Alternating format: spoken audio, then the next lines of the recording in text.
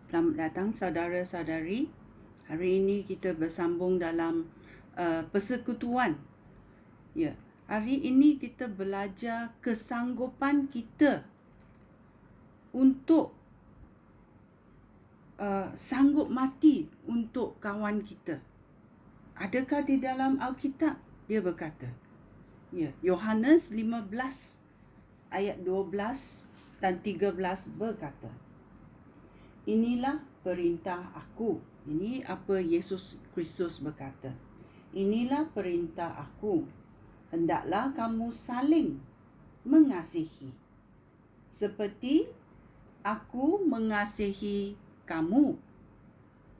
Jika seseorang mati bagi sahabat-sahabatnya, hal itu menunjukkan bahawa dia orang yang paling mengasihi mereka. Ini berkata, sanggupkah kita mati untuk sahabat kita? Kita mesti meneliti ayat Tuhan. Kerana hidup ini bukan sahaja dalam fizikal, dalam harta benda, dalam hal-hal pribadi kepentingan kita, tetapi banyak lagi. Ya, mari kita masuk dalam Yakobus babak 2. Mari kita mendengarnya.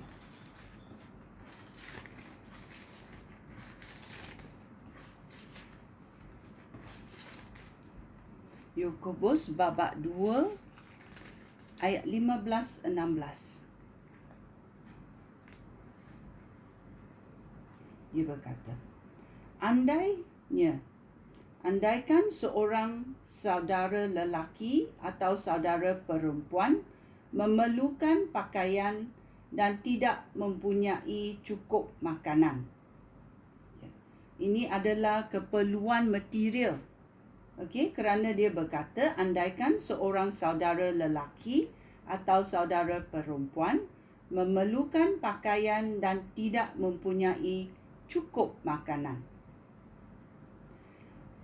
Tidak ada gunanya kamu berkata kepadanya, Allah memberkati kamu. Pakailah baju panas dan makanlah dengan secukupnya. Ini hanya kata. Okey? Jika kamu tidak memberikan keperluan sehari-hari kepadanya, dengan demikian juga dengan iman. Jika iman tidak dinyatakan dengan perbuatan, iman itu sia-sia sahaja. Dia berkata kita mesti beriman, ya, tetapi kita juga mesti menunjukkan belas kasihan. Kalau orang itu tidak ada makanan yang cukup, tidak ada keperluan pakaian yang cukup, kita mesti melakukan dengan perbuatan memberi. Kita juga boleh berdoa, tetapi memberi dengan hati yang tulus, bukan hati yang dipaksa. Kerana Tuhan mahu kita memberi dengan hati yang gembira. Ya. Ini sangat penting kerana banyak kali kita terpaksa beri, tetapi hati kita tidak mahu beri. Ya. Mengapa ini berlaku? Kerana kita juga dengar dalam ayat Tuhan. Ya. Ayat Tuhan dalam Lukas babak 6 ayat 31 berkata, apa yang kamu ingin orang lain lakukan untuk kamu, lakukanlah hal itu untuk mereka. Ya, kalau kita benar-benar tidak ada pakaian, makanan, ya, kita boleh minta. Kerana apa yang kamu ingin orang lain lakukan untuk kamu, lakukan hal itu untuk mereka. Tetapi kalau kamu hanya melakukan untuk kesempatan.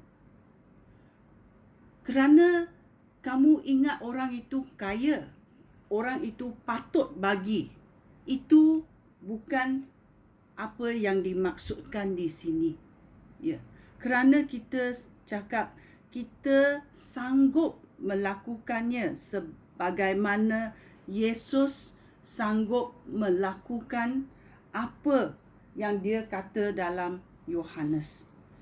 Sangat penting ini.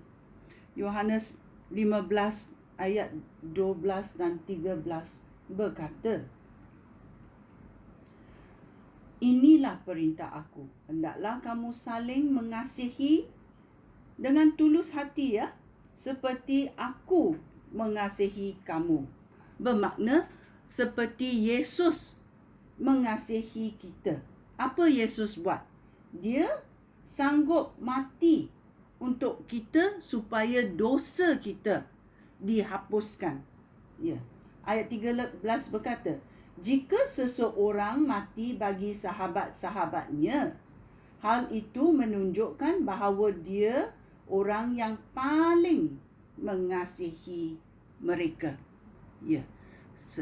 Kita mesti tahu, aku sayang kepada kamu. Adakah kamu sayang juga kepada saya? Tetapi Yesus berlangkah keluar dan berkata, aku sanggup mati untuk kamu, untuk menghapuskan dosa kamu. Ya. Yesus membuatnya.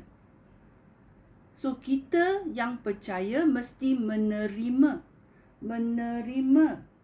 kurnia ini daripada Tuhan kerana dia sudah melakukannya. Sungguh penting kerana bukan senang untuk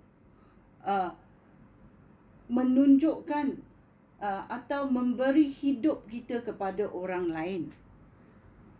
Jangan mengambil kesempatan orang lain bila orang lain itu tulus untuk menolong kamu. Okey? Ini sangat penting. Sekian, terima kasih. Shalom.